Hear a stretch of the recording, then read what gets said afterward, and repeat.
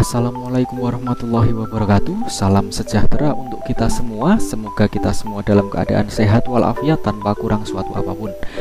Baik, pada kesempatan kali ini kita masih akan melanjutkan video yang kemarin, pembahasan tentang pertumbuhan dan perkembangan. Namun pada bagian kedua ini kita akan lebih dalam membahas tentang pertumbuhan primer dan juga pertumbuhan sekunder pada tumbuhan. Nah, jadi pada pertemuan sebelumnya atau pada video sebelumnya kita sudah membahas tentang perkecambahan, di mana proses yang terjadi pada perkecambahan ini diawali dengan proses imbibisi, kemudian dilanjutkan dengan proses induksi. Nah, setelah terjadinya perkecambahan, tumbuhan ini dia akan mengalami pertumbuhan semakin besar. Ini yang disebut sebagai proses pertumbuhan. Ada dua macam proses pertumbuhan pada tumbuhan, yaitu pertumbuhan primer dan juga pertumbuhan sekunder. Nah, pertumbuhan primer ini adalah pertumbuhan memanjang. Di sini melibatkan meristem apikal. Kalian masih ingat meristem apikal? Pembahasan pada kelas 11 semester 1, yaitu jaringan yang ada di ujung-ujung dari batang maupun pada akar tumbuhan, di mana jaringan ini sifatnya adalah meristematik dan aktif membelah. Kemudian kalau pertumbuhan sekunder di sini adalah pertumbuhan yang melebar yang melibatkan kambium. Jadi kalau pertumbuhan primer itu melibatkan meristem apikal, kalau pertumbuhan sekunder itu melibatkan kambium. Kita akan bahas satu persatu mulai dari pertumbuhan primer terlebih dahulu. Nah, pertumbuhan primer ini terjadi di ujung batang dan juga ujung akar, atau yang disebut sebagai titik tumbuh batang dan juga titik tumbuh akar. Di sini melibatkan meristem apikal, meristem yang ada di ujung. Apikal itu ujung, baik itu ujung batang maupun ujung akar. Dan proses dari pertumbuhan primer ini akan menghasilkan pertumbuhan memanjang, baik itu pertumbuhan semakin tinggi kalau pada batang maupun semakin dalam kalau pada akar. Kita lihat satu persatu. Ini adalah titik tumbuh batang. Di ujung dari batang, kalau kita perbesar strukturnya akan terbentuk jaringan yang semacam ini. Kemudian ini adalah titik tumbuh akar yang ada di bagian paling ujung dari akar. Kalau kita amati, proses pertumbuhan primer ini melibatkan 3 zona. Ini yang perlu digarisbawahi pada pertumbuhan primer. Dia melibatkan 3 zona. Ada yang dinamakan sebagai zona meristematik, ada zona pemanjangan, dan ada zona diferensiasi atau zona pematangan. Kita bahas proses yang terjadi pada pertumbuhan primer melibatkan 3 zona ini. Yang pertama adalah meristem apikal. Kita tahu meristem apikal itu adalah meristem yang ada di paling ujung. Nah, letak dari meristem apikal ini adalah dia terletak di zona meristematik atau zona pembelahan, di mana sifat dari meristem apikal, karena dia masih merupakan jaringan embrional, maka dia aktif dalam melakukan pembelahan sel. Makanya di zona meristematik ini, di mana di dalamnya terdapat banyak sekali meristem apikal, di sini disebut sebagai zona pembelahan karena terjadi proses pembelahan sel-sel meristem di sini. Kemudian sel-sel meristem yang tadi sudah membelah, dia akan terdorong masuk ke zona pemanjangan. Nah, di zona pemanjangan ini, sel-sel meristem yang tadi sudah membelah, dia akan mengalami pemanjangan sel. Tidak lagi pembelahan, tapi dia mengalami pemanjangan sel. Nah, sel-sel yang memanjang ini kemudian akan terdorong masuk ke zona diferensiasi atau zona pematangan. Seperti namanya, zona diferensiasi atau pematangan, di sini terjadi proses diferensiasi. Yang tadinya satu jenis sel saja, yaitu meristem apikal, dia akan terdiferensiasi atau terbentuk menjadi sel-sel yang memiliki fungsi dan struktur yang berbeda. Nah, meristem apikal ini akan membentuk meristem dasar, membentuk prokambium, dan juga membentuk protoderm. Ini di zona diferensiasi, di mana meristem dasar itu nanti dia akan berkembang menjadi jaringan dasar atau jaringan parenkim, yang nantinya membentuk korteks dan juga empelur pada batang maupun pada akar yang sudah dewasa. Nah, itu jaringan parenkim yang dibentuk oleh meristem dasar. Kemudian ada prokambium. Nah, prokambium inilah sebagai cikal bakal jaringan pengangkut yang terdiri dari kambium, silem, dan juga floem primer. Diingat-ingat bahwa prokambium itu membentuk silem dan floem primer. Nanti ada lagi silem dan floem sekunder. Itu bukan dari prokambium. Tapi kalau prokambium itu membentuk silem dan floem primer. Itu terjadi di proses atau di zona diferensiasi. Kemudian terbentuk juga protoderm. Ini yang menjadi cikal bakal jaringan gabus atau periderm yang nantinya membentuk kulit pada batang maupun pada akar. Nah, itu pertumbuhan primer. Kemudian kita lanjut ke pertumbuhan sekunder. Nah, kalau pertumbuhan primer tadi adalah pertumbuhan memanjang, kalau pertumbuhan sekunder itu adalah pertumbuhan melebar. Nah, ini melibatkan kambium dan juga velogen atau kambium gabus. Kita lihat ilustrasinya. Di sini ada batang.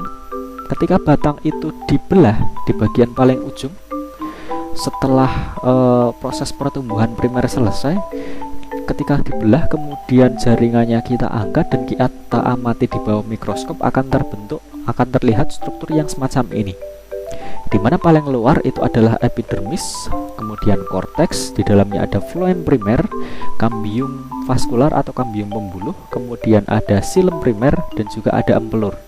Ini batang yang masih muda, baru selesai terjadi pertumbuhan primer.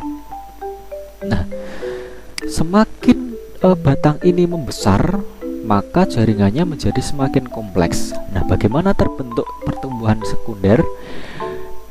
Kita bahas dulu mulai dari kambium vaskular. Ini ya, kambium vaskular atau kambium pembuluh yang berwarna hijau ini. Kambium vaskular ini sifatnya dia meristematik atau dia masih aktif melakukan pembelahan. Sel.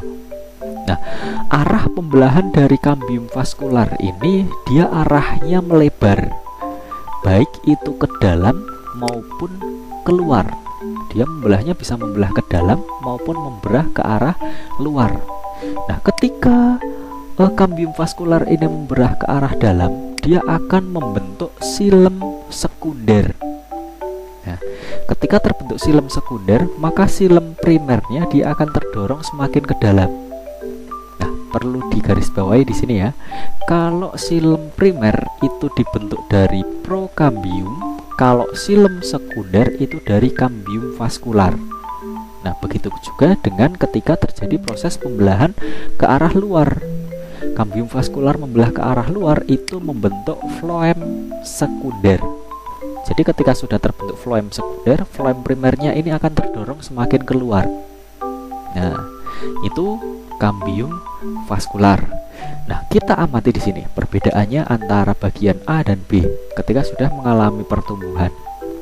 Nah, ketika batang itu semakin melebar, maka bagian terluar dari batang ini kan ada epidermis. Padahal epidermis itu adalah jaringan yang sudah dewasa, artinya dia tidak bisa lagi membelah maupun melakukan pemanjangan sel.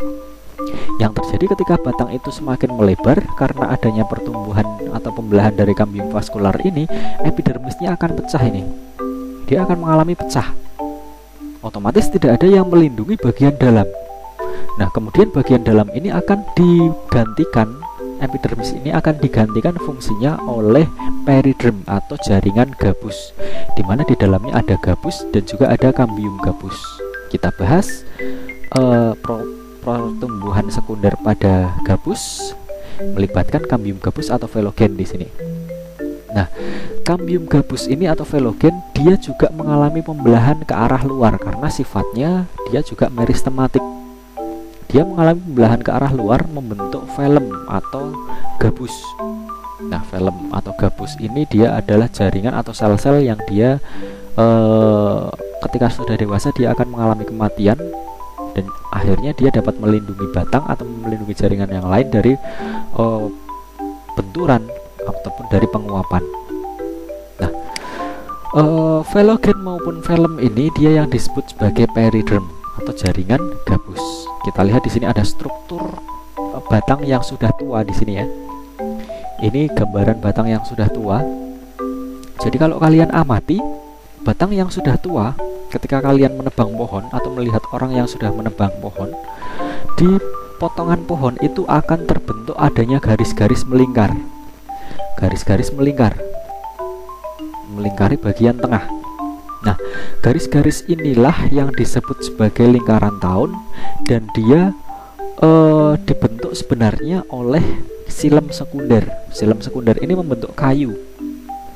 Jadi ketika silem sekunder tadi kan dibentuk oleh pembelahan ke arah dalam dari kambium vaskular ya. Pembelahan ke dalam ini terjadi secara terus-menerus, tidak mengenal musim. Tetapi ketika musim kemarau, otomatis kondisi lingkungan kering, jumlah air yang sedikit diserap oleh tumbuhan, maka pembentukan silem sekunder ini akan menyesuaikan. Silem sekunder yang terbentuk dia akan memiliki diameter yang kecil-kecil dan dia rapat, sehingga membentuk garis yang gelap. Kemudian ketika musim penghujan,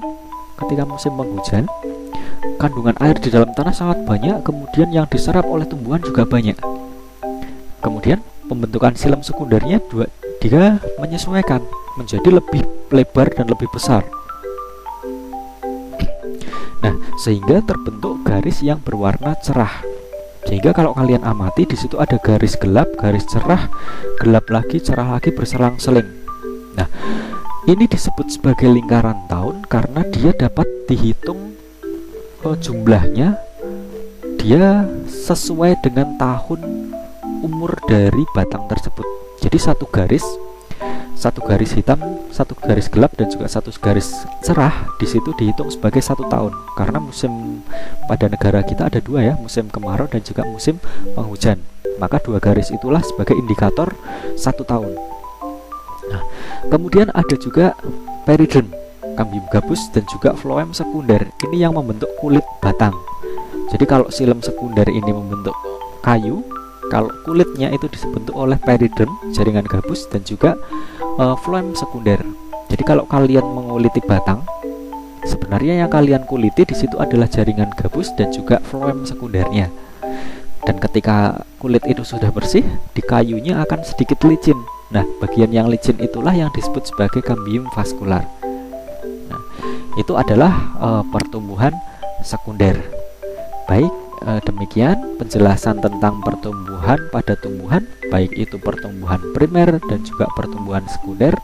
Intinya ketika tumbuhan mengalami pertumbuhan semakin dewasa, dia akan mengalami 2 macam pertumbuhan ini. Pertumbuhan semakin tinggi, semakin panjang ya, ada pertumbuhan primer, dan juga pertumbuhan semakin melebar, yaitu pertumbuhan sekunder. Demikian penjelasan tentang pertumbuhan primer dan pertumbuhan sekunder pada tumbuhan. Semoga dapat bermanfaat. Pada video selanjutnya kita akan membahas tentang faktor-faktor yang mempengaruhi pertumbuhan dan perkembangan pada tumbuhan. Sekian dari saya akhiri. Wassalamualaikum warahmatullahi wabarakatuh.